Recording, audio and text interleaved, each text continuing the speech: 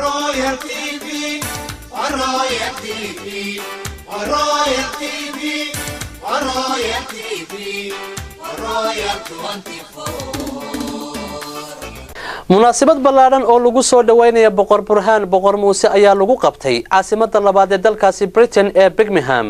war amuurtaasi ku saabsan waxaa nooga soo diray magaaladaasi wariyahayaga Maxamed Cabdi Daacada xafladan ayaa ahayd mid si sare loo soo agaasimay waxaana lagu soo dhaweynayay boqor burhaan boqor muuse oo dhawaan soo gaaray dalkan Britain munaasabadan ayaa waxaa ka soo qayb galay siyaasiyiin culamaa u diin aqoon-yahano haween iyo dhalinyaro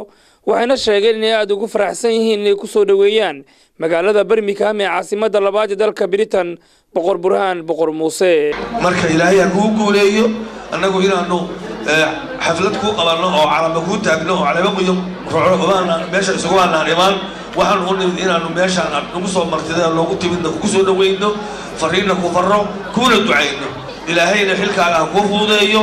sidaas aanu leenahay aniga oo magacayga iyo magaca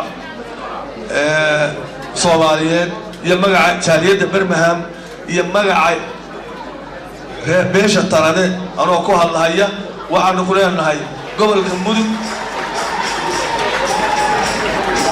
gobolka mudug oo aan ka yimid iyo gaar ahaan garowgii galdogan baa burhaan gogosho ku taal soo dhawow ummadda Soomaaliyeed afarteeda gees baa gogosho ku taal la hogaabi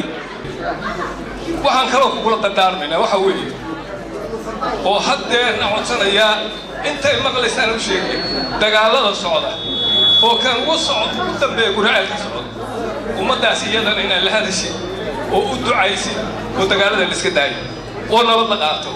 meeshii xabada ka socotana waxaan codsanaynaa inaad tiraahdo muddabiya faa'iidadeedu waa arag qodobkaasna waa naga dardaaran waxaa la yidhi 7 qofood ee maalinta alle harka alle harsanaysa ayaa waxaa ka mid ah boqor caadil marka boqoro waxaan ku leeyahay fursadda ka faa'iideyso noqo kii caadil ah kii maalinta aan har kale jeen halka alla mooyee ka faa'iideysto noqo insha Allah taala taasa ka rajayna sida kale Soomaaliya oo mantahay runaantii maanta waxa la leeyahay hoggaan daacad maanta waxaan haystaa fursad Soomaaliya oo dhan meel walba laga soo dhawey meel walba magaalo walba Soomaaliya fursad baa wastaaday karto boqorow fursadda ka faa'iideyso noqono kii Soomaaliya leedin lahaa meel walba deegaana nabadaha joogta gol inaad fidiso ummadda oo dhan aad soo yeerto marka insha Allah kii fursadda ka taariikhda qortan Allah ka dhigo marka hore anigoo ku hadlaya magaca jaaliyadda Soomaaliyeed ee Midland iyo dhammaan marti sharafka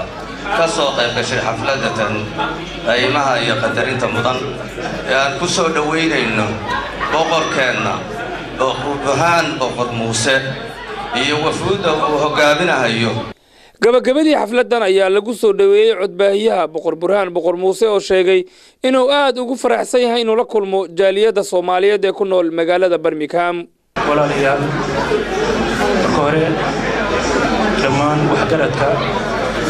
ummadda Soomaaliyeed salaadiinta aqoon-yahanka dowladdiinka siyaasiyiinta